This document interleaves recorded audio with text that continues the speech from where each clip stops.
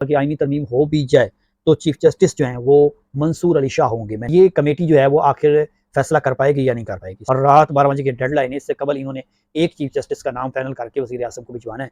और वज़ीर आज़म फजल रहमान ने असद कैसर से रब्ता किया। असद कैसर को उन्होंने कहा जी आप आएँ इस कमेटी का हिस्सा बने और चीफ जस्टिस का जो प्रोसेस है उसको मुकम्मल करवाएं। इस्तीफे आ रहे हैं जी, जजिस के इस्तीफे आ रहे हैं, ये खबरें सब झूठी हैं जी। किसी जज का इस्तीफा नहीं आ रहा का तौर पर वकला और पाकिस्तान तहरीक इंसाफ का एक ही एहतजाज की कॉल दी जाए और मुल्क को जाम किया जाए। अब खबर पख्तूनख्वा में जो है वो आज एक अहम बिल जो है वो पेश किया गया। अच्छा, उस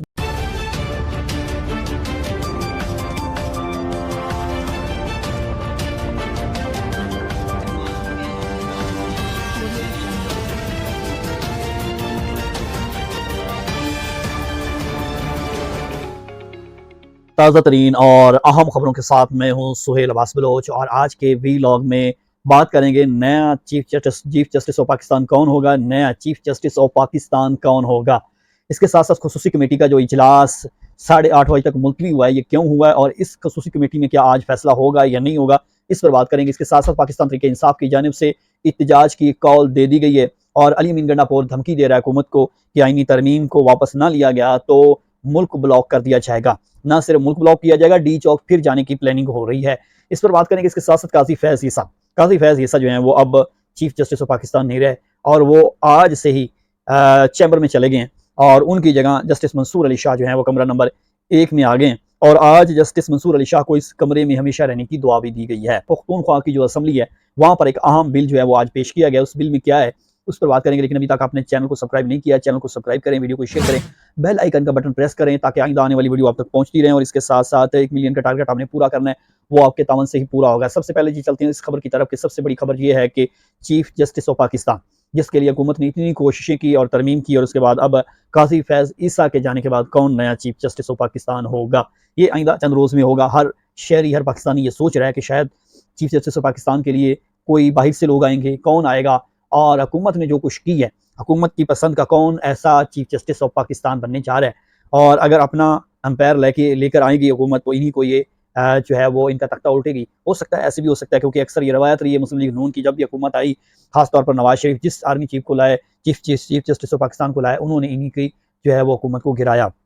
लेकिन अब सवाल ये है कि जो रजिस्ट्रार है सुप्रीम कोर्ट काजी फैज ईसा की एडवाइस पर 3 चीफ जस्टिस ऑफ सीनियर तरीन जो चीफ जस्टिस ऑफ पाकिस्तान के लिए उनके नाम गए हैं, उनमें सबसे पहला नाम जो है जस्टिस मंसूर अली शाह है, क्योंकि उन्होंने अभी चीफ जस्टिस ऑफ पाकिस्तान बनना था। लेकिन हो सकता है कमेटी उनको ही जो है रिकमेंड कर दे और उसके बाद चीफ जस्टिस पाकिस्तान वो हों। दूसरा नाम मुनीब अख्तर हैं जी। तीसरा नाम यहिया अफरीदी, यानी कि यहिया अफरीदी के हवाले से ख्वाजा आसिफ कह चुके हैं कि यहिया अफरीदी उनके हुकूमत के फेवरेट नहीं हैं। लेकिन जो हकाइक पर चीज़ें आ रही हैं या जो सोर्सेज बता रहे हैं कि हुकूमत का पसंदीदा शख्सियत यहिया अफरीदी हैं और वही चीफ जस्टिस ऑफ पाकिस्तान होंगे, ये तो ऑलरेडी खबरें गर्दिश कर रही हैं। लेकिन इसके पस पर्दा हकाइक क्या हैं वो जानना बहुत ज़रूरी है। सबसे अहम बड़ी खबर ये है कि कुछ रोज़ पहले ही मुझे किसी एक दोस्त ने बताया कि जो जस्टिस मंसूर अली शाह हैं उनका किसी अहम शख्सियत के साथ रिश्तेदारी है। अब उनकी रिश्तेदारी के बाद मैंने उनसे सवाल किया तो चीफ जस्टिस ऑफ पाकिस्तान भी वही आ रहे हैं, तो उन्होंने कहा बिल्कुल वही आ रहे हैं। और इस बात पर उन्होंने ये इसरार किया कि आईनी तरमीम हो भी जाए तो चीफ जस्टिस जो हैं वो मंसूर अली शाह होंगे। मैंने उसकी रीज़न भी पूछी तो उन्होंने कहा जी आम शख्सियत की करीबी रिश्तेदार हैं। अब वो आम शख्सियत जो हैं वो मैं आपको बाद में बताऊँगा।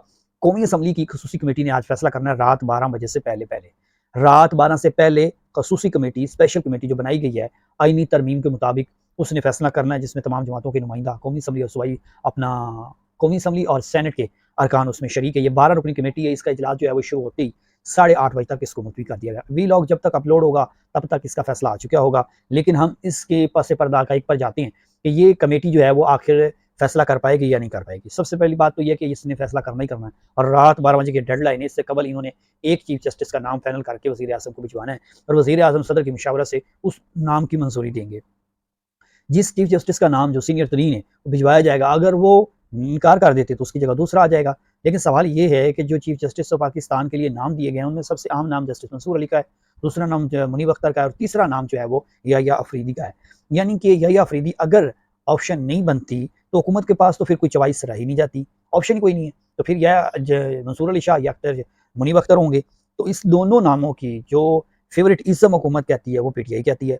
लेकिन अब पीटीआई के लोग हों या जिसके भी हों, जस्टिस मंसूर अली शाह जो हैं वो चीफ जस्टिस ऑफ पाकिस्तान बनने थे, लेकिन ये आईनी तरमीम की वजह से वो नहीं बन पा रहे। यह हो सकता है कि यही आईनी तरमीम के बाद उनका नोटिफिकेशन हो जाए। ये चीज़ें जो है वो खसूसी कमेटी के हाथ में है और खसूसी कमेटी का इजलास जो है वो इस वजह से मुलतवी किया गया 8:30 बजे तक। पाकिस्तान तहरीक इंसाफ ने उसमें शिरकत नहीं की। पाकिस्तान तहरीक इंसाफ के रजिस्टर गौर अली की जानिब से जो है वो नाम खुद ही दिए गए थे स्पीकर की एडवाइस पर। 3 नाम दिए थे जी, रजिस्टर गौर अली, अली ज़फ़र और हामिद रज़ा जो हैं, साहबज़ादा हामिद रज़ा।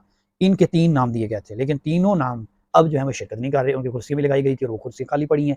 इस पर हुकूमती नुमाइंदों की जानिब से इसरार किया गया कि जमहूरियत को बहाल रखते हुए उनकी शिरकत लाज़मी बनाई जाए और उनको बुलाया जाए। लिहाजा अब पहले तो हुकूमती नुमाइंदों की जो कमेटी तश्कील दी गई है, वो उनसे राब्ते कर रही है। उसके बावजूद पाकिस्तान तहरीक इंसाफ के लोग कह रहे हैं कि हमने शामिल नहीं होना, किसी सूरत भी नहीं होना। सियासी कमेटी का ऑलरेडी इस पर एलामिया जारी हो चुका है कि हम किसी भी सूरत इस कमेटी का हिस्सा नहीं रहेंगे और इससे अलग रहेंगे। लेकिन मिस्टर गौर अली जो हैं, वो ऑलरेडी सियासी कमेटी के जो है वो फैसले से पहले नाम दे चुके थे और इस पर बड़ी ज़्यादा तू-तड़ाम भी हुई है और इनके आपस के जो इख्तिलाफ़ात हैं वो शिद्दत इख्तियार कर गए थे। अब आकर मौलाना फजल रहमान ने असद कैसर से रब्ता किया। असद कैसर को उन्होंने कहा जी आप आएँ, इस कमेटी का हिस्सा बनें और चीफ जस्टिस का जो प्रोसेस है उसको मुकम्मल करवाएँ। असद कैसर की जानिब से उन्हें ये कहा गया कि हमारी सियासी कमेटी के ऊपर रहेगा। तो ये अब तक की जो इत्तलात हैं, पाकिस्तान तहरीक इंसाफ ने मुकम्मल तौर पर इस कमेटी का बाइकआउट कर दिया और उन्होंने कहा हम किसी सूरत इसमें शामिल नहीं होंगे। लेकिन ये कमेटी 12 बजे तक फैसला करेगी और फैसले में 2 नाम जो हैं, जो मेरे ज़रा बता रहे हैं, वो बहुत अहम है। उनमें पहला नाम जो है वो जस्टिस मंसूर अली शाह का है, दूसरा नाम यहया अफरीदी का है। ये 2 नाम, क्योंकि अब चीफ जस्टिस की जो उम्मीदवार हैं वो तो जस्टिस मंसूर अली शाह थे, लेकिन क्योंकि इनको पाकिस्तान तहरीक इंसाफ के साथ अलायंस लगता है हुकूमत को, हुकूमत कहती है कि इनके सारे फैसले जो हैं वो पीटीआई के हक में जाने हैं, लिहाजा इनको हम किसी सूरत में लगाएंगे। लेकिन ख्वाजा आसिफ का बयान अजीबो-गरीब था कि वो कहते हैं जी यहया अफरीदी हमारी पसंद नहीं है और ना ही वो हमारा फेवरेटिज्म है। तो फिर 2 लोग बचती हैं, अख्तर मुनीब अख्तर हैं और उसके बाद जस्टिस मंसूर अली हैं। और जैसे मैंने पहले ज़िक्र किया कि आम सियासी शख्सियत की कुर्बत या उनके करीब होने के नाते जस्टिस मंसूर अली शाह जो हैं वो चीफ जस्टिस ऑफ पाकिस्तान बनेंगे। लेकिन बिहरहाल बिल आखिर ये तो कमेटी ने फैसला करना है। हम इसके जो हकाइक हैं वो आपके सामने इसलिए रख रहे हैं कि हमें जो सोर्सेज़ बता रहे हैं, सोर्सेज़ ये बता रहे हैं कि जस्टिस मंसूर अली और यहया अफरीदी जो हैं वो मजबूत उम्मीदवार हैं। लेकिन यहया अफरीदी इसलिए फेवरेट है क्योंकि वो हुकूमत, पीपल्स पार्टी और नून लोग दोनों की जानिब से नामज़द किए गए हैं। तो यहया अफरीदी का जो नाम है वो पहले नंबर पर है। दूसरे नंबर पर हो सकता है कि मंसूर अली शाह जो है उनको लगाया जाए। लेकिन इन सारी सूरत-ए-हाल में अगर जस्टिस मंसूर अली लगते हैं, यहया अफरीदी लगते हैं या फिर जस्टिस मुनीब अख्तर लगती हैं, तो हुकूमत के लिए फिर भी मुश्किल खड़ी होनी है। आईनी बेंच सबसे अहम बात है कि आईनी बेंच का क्या किरदार होगा। ये तो अभी चीज़ें बहुत सारी जो है वो हुकूमत को सामना करना पड़ेगा। आईनी बेंच के हवाले से ऑलरेडी जो सुप्रीम कोर्ट का है वो एतराज़ात उठा चुकी है कि उसने कौन से फैसले सुनने हैं और उनका क्या तय किया गया है कि वो आखिर क्या फैसले सुनेंगे। क्या सुप्रीम कोर्ट के जो चीफ जस्टिस होंगे उसके सारे इख्तियारात उन्हीं के ताबे होंगे या आईनी बेंच जो है वो उनके ताबे होगा? ये बड़ा अहम सवाल है। लेकिन जो हुकूमत ने तरमीम की है उसके मुताबिक तो आईनी बेंच के तहत चीफ जस्टिस ऑफ पाकिस्तान भी होंगे। तो इस तरह से हालात जो है वो मज़ीद ख़राब होंगे। 12 बजे से पहले ये फैसला हो जाना और यहया अफरीदी का नाम जो है फाइनल कर लिया गया। मेरे सरदार ये बता रहे हैं। बहरहाल जी आगे चलते हैं जी दूसरी खबर की तरफ। दूसरी खबर ये है कि पाकिस्तान तहरीक इंसाफ की जानिब से फिर से एहतजाज की कॉल और मुल्क को ब्लॉक करने का फैसला किया गया है। और अली अमीन गंडापुर जो है वो इसमें पेश है। वो कहते हैं जी हम किसी भी सूरत जो है अब नहीं रुकने वाले हैं। इमरान खान से मुलाकात होने की देर है। उसके बाद मुल्क के एहतजाज की कॉल होगी। मुल्क की एहतजाज की कॉल ऑलरेडी हामिद खान जो पाकिस्तान तहरीक इंसाफ के वकील हैं सीनियर, उनकी जानिब से फैसला किया जा चुका है। 25 अक्टूबर को यौम निजात और 26 अक्टूबर को एहतजाज पर लाएमल तय किया जाएगा। तो हो सकता है ये मुश्तरका तौर पर वकला और पाकिस्तान तहरीक इंसाफ का एक ही एहतजाज की कॉल दी जाए और मुल्क को जाम किया जाए।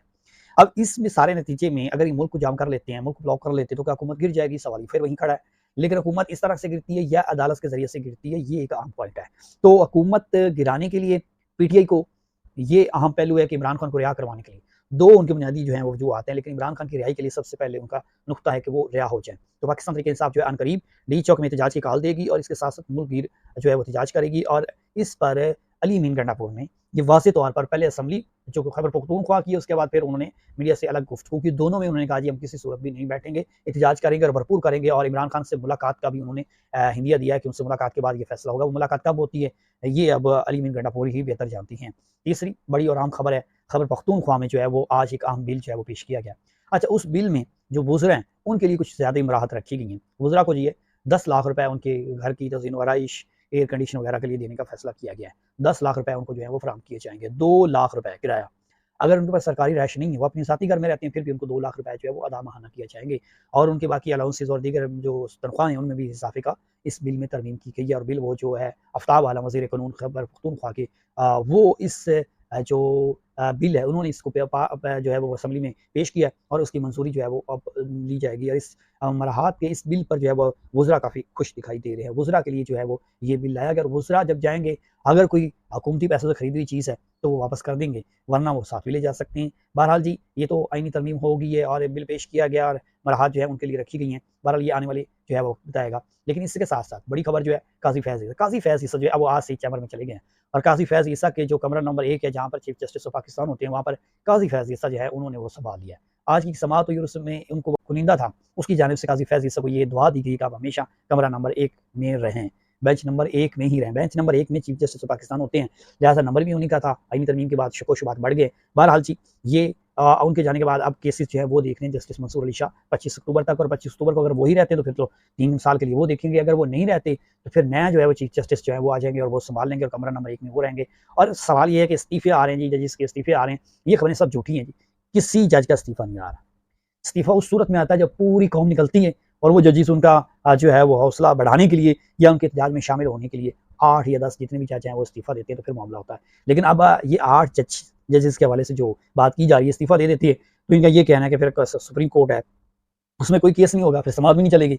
यानी कि इस तरह की कोई प्लानिंग की जा रही है। लेकिन अभी तक की जो इत्तलात हैं, कोई चीफ जस्टिस जो है वो अपना इस्तीफ़ा नहीं दे रहा, कोई जज इस्तीफ़ा नहीं दे रहा। फ़िलहाल इसी तरह से मामला चलेगा। ये नोटिफ़िकेशन जो है वो रात को होने वाला है या कल तक हो जाएगा, तो उसके बाद ये फैसला होगा कि आया कि मज़ीद इस पर क्या हिकमत अमली तय करनी है। इमरान खान के हवाले से कुछ खबरें जो हैं वो आज एक दरख्वास्त दायर की गई इमरान खान की रिहाई के हवाले उनसे मुलाकात के हवाले से, और तौहीन अदालत की कार्रवाई लगाने का भी उसमें फैसला किया गया है और दरख्वास्त में इस्तदा की गई है। लेकिन क्योंकि इमरान खान से मुलाकात जो है वो करवाई नहीं जा रही है और इस पर वकला जो है उन्होंने इस्लामाबाद हाई कोर्ट में ये दरख्वास्त दायर की कि अदालती हुक्म की तौहीन अदालत पर जो है वो कार्रवाई की जाए, क्योंकि अडयाला जेल में इमरान खान से उनके वकला की मुलाकात का कहा गया था, लेकिन उनसे मुलाकात नहीं करवाई जा रही। सुपरिटेंडेंट और सेक्रेटरी दाखिला दोनों को जो है वो फ्री बनवाया गया और इस पर जो है वो समाअत जल्द मुकर्रर होनी है, कल होती है, परसों होती है समाअत होनी है, उसके बाद ये फैसला मज़ीद आगे जाएगा। ऑलरेडी और डॉक्टर्स के हवाले से उनकी वो जो दरख्वास्त है वो जमा है। इमरान खान की जो अहलिया बिशरा बीबी, उनके हवाले से कुछ खबरें आ रही हैं कि उनको जो है वो आज अदालत में जो जमा करवाई गई रिपोर्ट्स में कहा गया कि उनको महफूज जो बैरियर है ख़वातीन का उसमें रखा गया, उनको तमाम सहूलतें फराहम की गई है और बड़ी महफूज जगह पर वो मौजूद हैं, लिहाजा उनको किसी किस्म की कोई परेशानी नहीं है। इमरान खान की सेहत के हवाले से ऑलरेडी डॉक्टर का तिबी मुआयना हो चुका है और मेडिकल चेकअप के बाद इमरान खान पर मज़ीद उसी तरह से सख्तियाँ की जा रही हैं और ये हकीकत है कि इमरान खान से कुछ सख्तियाँ ज़रूर हो रही हैं। लेकिन इमरान खान की मुलाकात करवाने के बाद जो है वो बहुत सारी चीज़ें वाज़ेह होनी है, लेकिन अभी तक मुलाकात नहीं हो रही है और पाकिस्तान तहरीक इंसाफ इस मुलाकात के लिए मज़ीद प्लानिंग कर रही है और अनकरीब पाकिस्तान तहरीक इंसाफ का लॉन्ग मार्च हो सकता है, एहतजाज हो सकता है। मुल्क भर में एहतजाज की कॉल जो है वो ऑलरेडी ऐलान हो के लिए जो है वो कह चुका है अली मीर गंडापुर और मिस्टर गौर अली जो है वो इस पर मज़ीद सियासी कमेटी के इजलास में फैसला करेंगे और पाकिस्तान तहरीक इंसाफ का ये फैसला तभी होगा जब चीफ जस्टिस ऑफ पाकिस्तान का नोटिफिकेशन हो जाएगा। अगर तो जस्टिस मंसूर अली शाह आ जाते हैं तो पाकिस्तान तहरीक इंसाफ के लिए बेटर है, वरना जो पाकिस्तान तहरीक इंसाफ कोई और भी लाया तय कर सकती है। ये थी आज की अहम और बड़ी खबरें जो आपके साथ शेयर की। चैनल को सब्सक्राइब करना ना भूलिएगा, वीडियो को शेयर कीजिएगा, लाइक कीजिएगा। नई खबरों नए वीलॉग के साथ आपसे दोबारा मुलाकात होगी। सुहेल अब्बास बलोच को दीजिए इजाज़त। खुदा हाफिज़।